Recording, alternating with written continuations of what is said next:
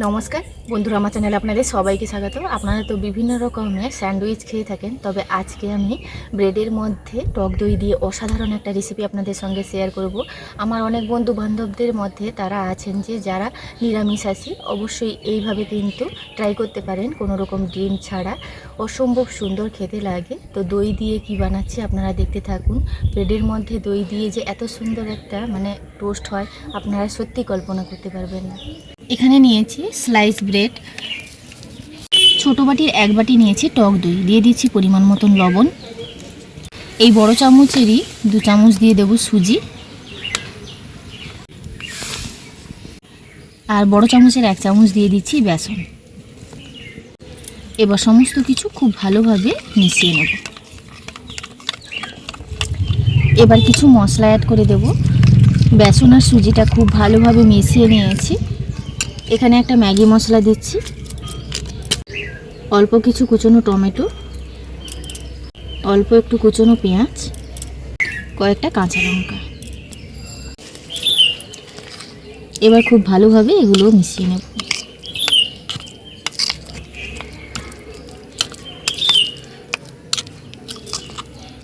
একটা ফ্রাইং প্যানের মধ্যে দিয়ে দিচ্ছি তেল, আপনারা বাটারও দিতে পারেন। এবার এখান থেকে একটা করে ব্রেড নিয়ে নেব, এর উপর দিয়ে চামচের সাহায্যে দিয়ে দেব।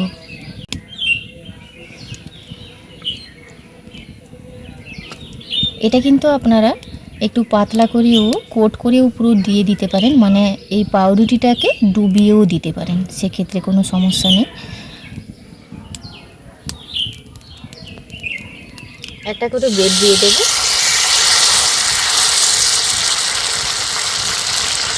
আবারও একটা ওইভাবে কিন্তু দিয়ে দিচ্ছি।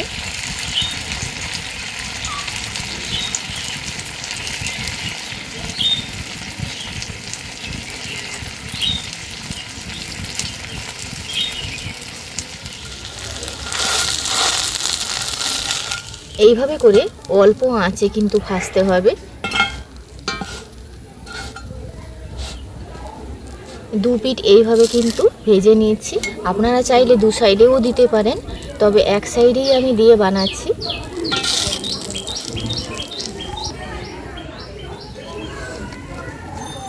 জালটা কিন্তু কমে রেখে এইগুলো ভাজতে হবে, না হলে কিন্তু পুড়ে যাবে।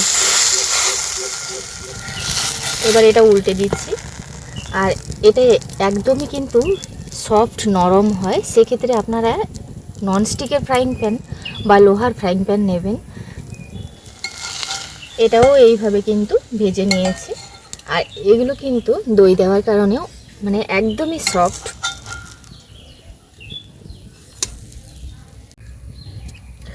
এইভাবে করে প্রত্যেকটা ভেজে নেব।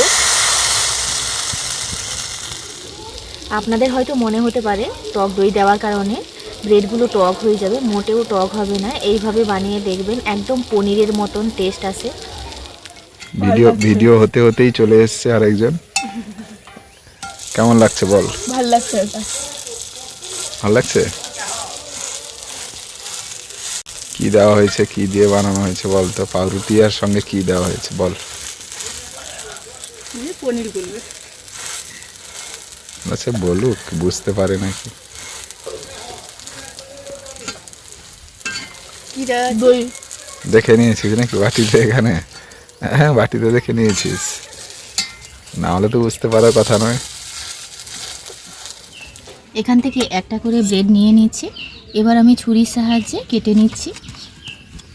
আর যেহেতু আমি এক সাইডে এটা কোটিং দিয়েছি, সে কারণে কিন্তু এইভাবে কিন্তু পরিবেশন করতে হবে।